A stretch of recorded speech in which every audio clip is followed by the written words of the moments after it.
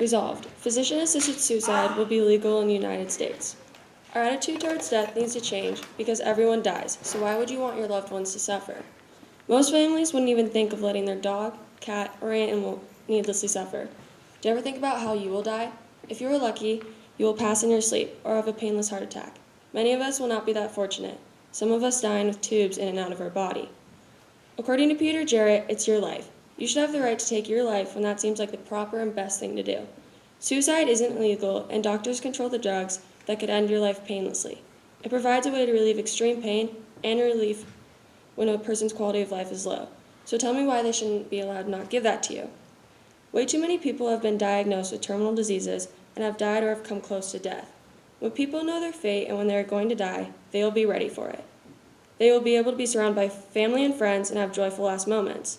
Life is precious, and when people die, they don't want to suffer or cause their family members pain.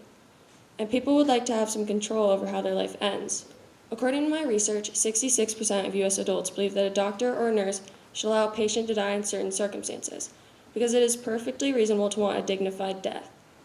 Betsy Davis was facing a terrible ending. She had ALS, a horrible and incurable disease that shuts down the body's function, like speech, movement, and the ability to breathe.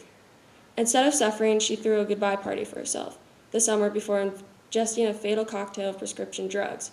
She died surrounded by friends and family. Davis could obtain the prescription legally thanks to a new state aid and dying law that took effect June 9th. What would most likely have been a scary, painful, and nasty ending was transformed to a reason to celebrate. Medical technology has achieved remarkable things prolonging the lives of human beings.